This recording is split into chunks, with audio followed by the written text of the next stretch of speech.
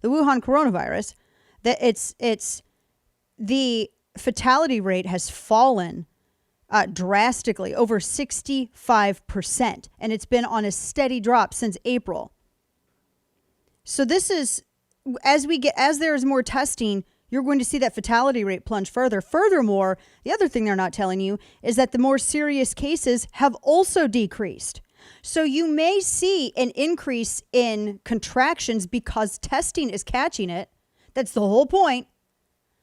But the majority of the cases, and by majority, I mean like almost all of them, are mild cases. And so, again, where it concerns hospitalization rates, you're looking at comorbidity factors, which I would also include with that being of more of an advanced age. So, fine. Again, we go back to protect your vulnerable demographics, and then everyone just everybody, the media, stop, knock it off. But they're not telling you any of this information as they're giving you, oh, well, look at these increased cases. The way that they present it, it's like, oh my gosh, all these people are going to potentially die. It's going to be catastrophic. And they're still not even consistently counting the fatalities, and even some of the more serious cases, the same in every state. I mean, remember, we've talked about this over the past couple of months. I mean, they like, for instance, in Colorado, here's a story that came out of Just the News, that a guy had alcohol poisoning.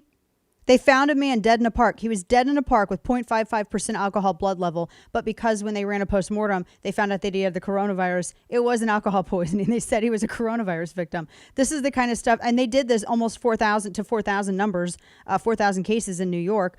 Pennsylvania had to revise theirs because they did the same thing. So no, and this is why I always defend everyone out there who's very suspicious about the information and the data that is being handed out, because when you aren't even honest about, when certain states aren't even honest with the manner in which they're reporting these cases, and the media is not being honest with you about the true seriousness or actually non-seriousness of it, when you consider the plummeting fatality rate and the plummeting rate of more serious cases, and they decline to include in any of this information that they're distributing to you any comorbidity factors or how the people who are most affected are, once again, actually I think it's over 65, revised from over 60. So that's, they're trying to freak you out again because they need to keep you freaked out.